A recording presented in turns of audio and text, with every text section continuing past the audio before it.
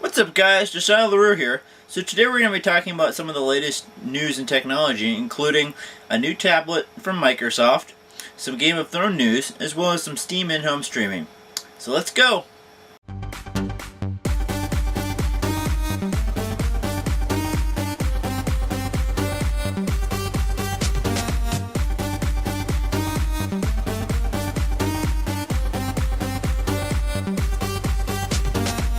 So yeah, for our first bit of news, we're going to be talking about the Surface tablet from Microsoft. So on Tuesday, Microsoft had a press conference, and there they announced the third iteration of their Surface series, the Surface Pro 3. Now this tablet is significantly bigger than all the other ones, coming in at a whopping 12-inch screen size. It also has some of the widest ranges in storage, starting at a 64 gig going all the way up to a 512 gig model. So that's plenty of storage. However, prices do go along with that, with the largest one being well over $1,800. Another interesting thing is that they're actually packing full-size laptop series Intel processors into them, with an i3 going into the 64 gig model, an i5 going into the 128 gig model, which is probably going to be the most commonly sold one, all the way up to an i7 processor in the 256 and 512 gig models. Those processors actually perform very well. When benchmarked against several Ultrabooks, the Surface Pro 3 actually was a little bit better than many of the Ultrabooks in its same competitor class. And yet it still manages to have a 7-hour battery life, which for a tablet that's kind of more a laptop than a tablet, that's actually pretty phenomenal. The tablet is only 0.36 inches thick, which is only slightly thicker than the last model, and only weighs 1.76 pounds. Which is a little bit heavier than several of the Ultrabooks in its class, but particularly something like the MacBook Air or the Asus ZenBook. But, on the other hand, it's packing very high-powered specs and a 12-inch touchscreen system into it, so you can't really complain. The thing does great for our web browsing, media playback, taking notes at an office meeting, etc. It even plays games. However, under tests, it's revealed that GPU gets very hot, and when that does, the fan actually kicks in, and that fan is very, very loud. So, unless you're kind of on your own, I wouldn't recommend gaming in a public setting, because that fan gets really loud. But, hey, it's pretty cool that it does.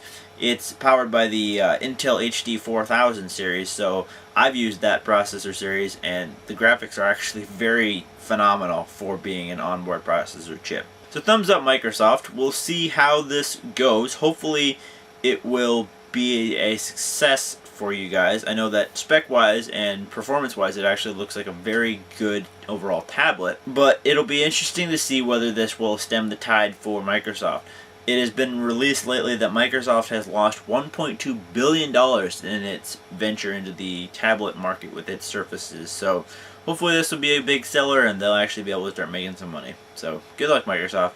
In our second bit of news, we're going to be talking about a little bit of Game of Thrones. Now, I've watched some of the series and I found it actually interesting, but some of you fans might be interested to know that George R. Martin, the author behind this incredible series, was on the Late Night with Conan a couple days ago, and he revealed that he writes all the scripts on a DOS machine. That's right, the old black and white terminal style, or black and green even, terminal style operating system from Windows from so long ago. Why, you might ask? Well, according to Martin, he said that he uses it just for word processing. He doesn't connect it to the internet, so there's no need for viruses. And he's comfortable with it. He's been using the same program for years, and it doesn't have that annoying spell check. So when he's trying to spell the mythical names of dragons and folk of his characters in his world, there's no autocorrect trying to tell him whether he spelled it right or not. Which, for an author who's doing science fiction and creating names on the fly, I think that'd be really annoying to have it constantly bugging you about that. So I can see why he'd do it. And finally, in our last bit of news, we're going to be talking about Steam OS and Steam in-home streaming. So if you hadn't heard, Steam is in the process of working on manufacturing its own OS, which is going to be based around Linux, but skinned entirely for Steam and its gaming platform. But it's also working on Steam in-home streaming, or the ability for you to stream your games from one machine to another. Now, initially this had been in beta, and I had looked at it and tried it out, and it was actually pretty interesting, but they were working through some glitches. Now, apparently they feel that it's done and perfected, so now that they've released it to every Steam user. So, let me explain how this works. What you do is you have a moderately powerful gaming machine, you know, or something that you picked that has the specs to support running games at a fairly good resolution, and, you know, and that's what you play games on. Now, typically this is a Windows machine, but you can also do it on Linux or Mac. It's just the titles for those other operating systems aren't as full right now. But, you know, all of that is working and expanding as we go along. So you have your main gaming machine. You start the game up on that.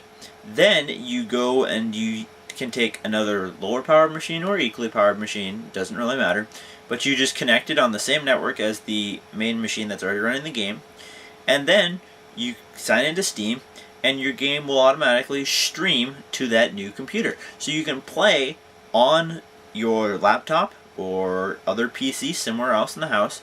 All the main processing is being done on that first computer, but you can just play it, and it's like you're just playing the game right off that machine, but without using up all the system resources. Now, this is really cool for people who want to game on the couch on an underpowered laptop, or maybe play it on your TV. You know, you have a little HTPC, and you stream it up to your TV, and you know, you can play on there. This is going to be awesome for people who are trying to have a video game console, but without having to actually go out and buy the console.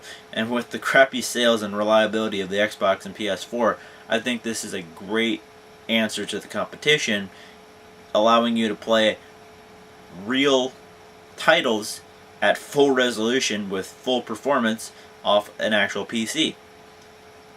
So great job, Steam. I'm impressed with your work so far, and I'm looking forward to everything you're bringing forward in the future. So yeah, guys, those are some of the top tech stories in the news right now. I hope you enjoyed the video. Let me know in the comment box down below, would you get the Microsoft Surface 3? Do you think it's a good tablet that is maybe worth buying, or would you just go with an Ultrabook or regular laptop? Let me know. I'd love to hear your comments. So yeah, guys, remember to hit that like button down below, comment, subscribe for all my new videos every week, and I'll see you in the next one.